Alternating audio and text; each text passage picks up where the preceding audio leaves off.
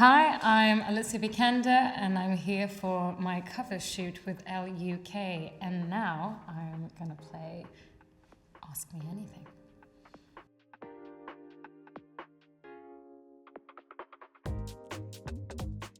This is gonna be quite silly, but I would probably spend the days just changing my outfits.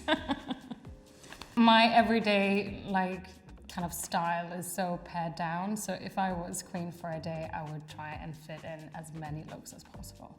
I think it's hard for me not to choose the one I wore at the Oscars, clearly, because it was, a huge evening and experience for me, and also an evening that I got to share with my mum. So therefore, I will, think of her, especially when I got to wear that dress. I think it's one thing that I notice when I have friends or family who are not in the industry who come and visit me on set is to kind of see how non-glamorous it very often is. You do the changes in the bathroom, or you kind of sit around on the floor. You don't have much, time to yourself. You kind of run around with a long lunchbox, and you try and get your food intake. I think that's the overall impression, that it's very unglamorous considering the kind of idea of this industry being very glamorous.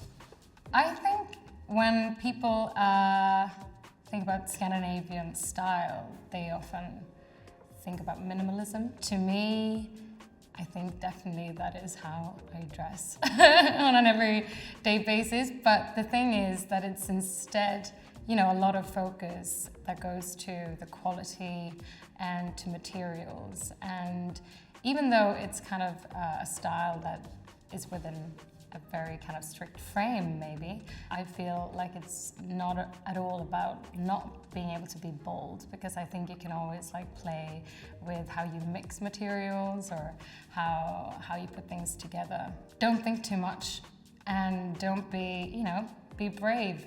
I think with age, probably I think less about what I wear, and I just wear what I want. And therefore, I think with age, I've started to really find my own style and who I am. But I think the years leading up to that, I tried probably any style out there. I just actually returned to London quite recently. I'm going to be here for a few months, and it's so nice to be back. I mean, this used to be my base for 7-8 years. And I guess over that period of time, I really became a North Londoner. So when I can go back to the Heath or take a swim in the ponds, that makes me very happy. When I shot Firebrand, or actually already when I read the script the first time, I was almost embarrassed because I realized that I probably knew the least about Catherine Parr out of all of Henry VIII's wives. And doing my Wikipedia search, which I ended up doing for a few hours after I read the script, and I realized that this woman was the first woman who ever got published in British history under her own name, that she actually ruled the country for a short amount of time when Henry was away. And I just couldn't believe that this woman, her history had kind of been lost over the years. So that made me also extremely eager and proud also to be able to be part of this and shine some light upon her. I do a lot of face yoga, and I try my very best, even though I'm a mom now, to get some sleep in, which is hard. I think I have quite a few, more than 3, just because I'm one of those women who carry with me a huge handbag everywhere where I go.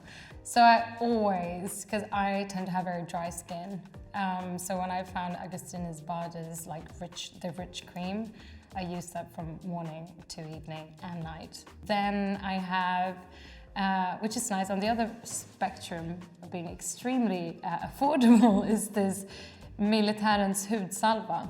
I think they've been selling them in the UK too. I've seen them in stores, but it's really something that you can find in Sweden. It's from the military, and they use it apparently to both cook in it or for your skin when it's too dry, but it's perfect for dry lips. So I always have one of them in my bag.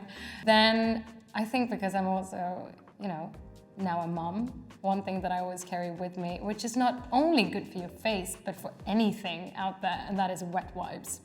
I carry with me like 2 packets right now, I think, in my bag. I would probably have leaned into wanting to do something in architecture or interior design. It's definitely what I spend my time doing between jobs. I still have time, so I would love to be able to get into doing like a proper, professional job in that area one day. The one time when I was walking down like the tiniest street in Hong Kong, and someone came up and knew my name and said it was nice to meet you. That was kind of, a strange feeling, but the person was like so nice. So it's definitely a memory that I treasure. Being in this industry, which is so much about exposure, I think it's very important to keep a balance between your work and your private life, or especially for me. In one way, I think also I've had, my very dear and very close friends that over the years have very much kept my feet on the ground. I think one thing on my bucket list is definitely that I would like to do an interior design project, something that I could actually show to the world.